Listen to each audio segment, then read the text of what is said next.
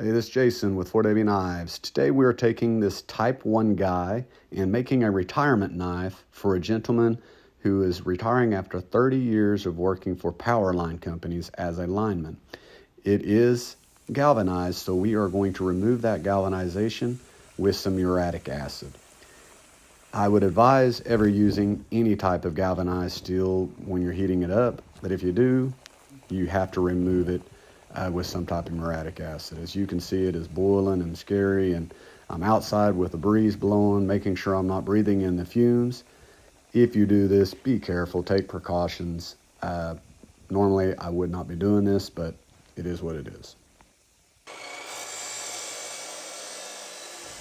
We need to cut it down to a workable size. So first we cut off the ends, and then we split it in half. It's going to end up being almost 6 inches long and 1.5 inches wide.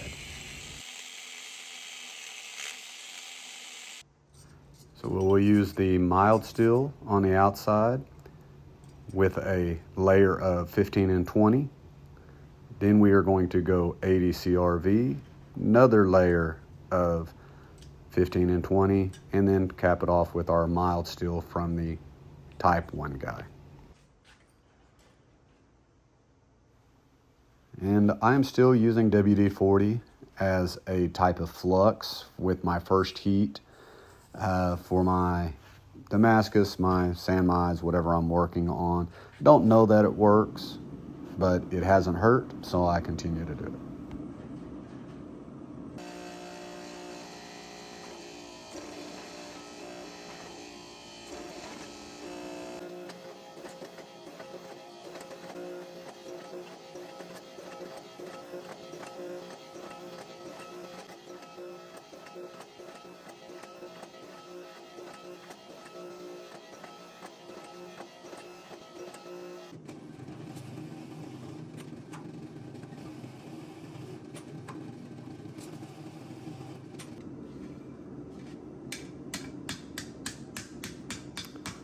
So unfortunately for you forged to shape enthusiast, this is the only hammer work that I'm going to be doing.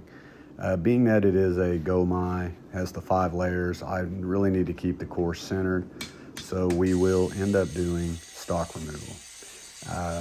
Technically, doing all this work, combining the steels is forging, but I have to end up doing the stock removal. There's nothing wrong with stock removal.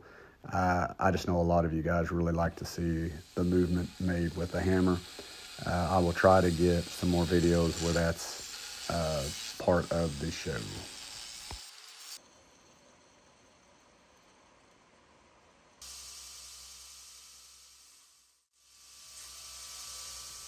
I am really liking this surface grinder that I got from Ameribraid.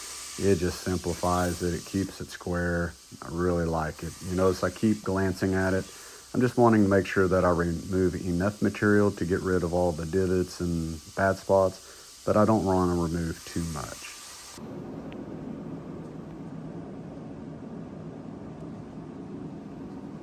We do 3 normalizing cycles where we just heat it up to critical temperatures, and then we let it cool slowly. On the 4th heat, we heat it up to critical temperatures, and we put it in the quench tank. This will make it hard, and then we take it and have it tempered at 400 degrees for 2 1-hour cycles.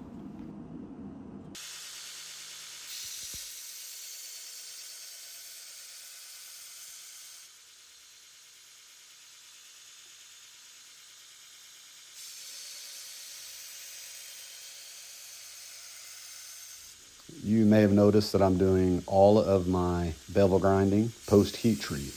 Normally I like to do a rough grind, then heat treat it, and then do my finish grinding. With all the different steels in this Gomai, I felt like it was smart to go ahead and do this post heat treat. That way, if it did warp, it was easier to fix without messing up the bevel. The last project I had ended up having to restart and do it all over again. So we wanted to avoid that.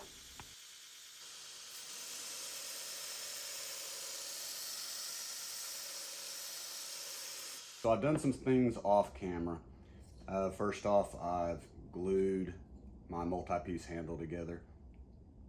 Basically, I've got walnut, and then the spacer, same one that I used if you watch the video that I did quite a while back for the retirement knife for the same company. These, I don't even know what they came in. I don't remember right off. Something to do with the transformer on electric poles. But these were pretty long. I cut them into pieces. Use those as my spacer. I added some red and then black.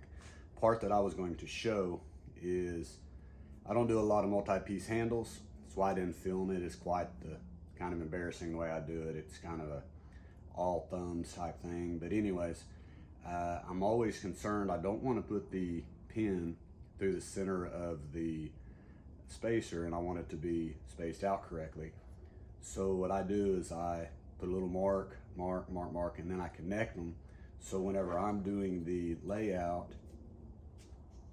of it, I make sure that my spacer is in between the top and middle pin.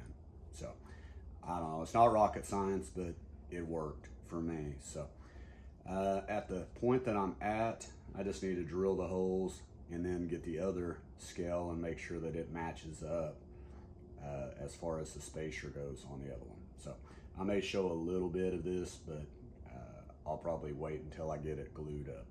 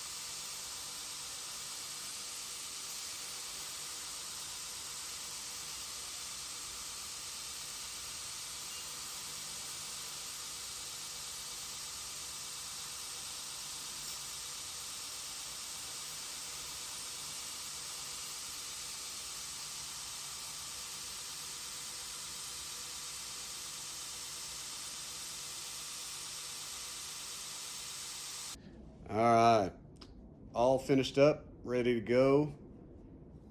Skipped a lot of the filming process. I apologize, but it is so hot out in this shop, I just couldn't stand it, and I needed to get it done. Air compressor just kicked on in the back, so you can see I've already tested a little bit. This thing is sharp.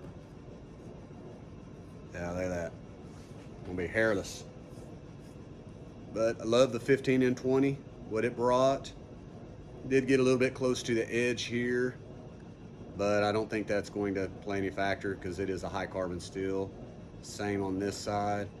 Love the carbon migration up on the mild steel. I think that looks good. So I think overall turned out great. I do need to clean it up, put the final touches to it, and I'll get you some final pictures. Appreciate you watching. I hope you enjoyed it. I want to thank you guys for watching. I hope you enjoyed it. I hope you like the product. Let me know.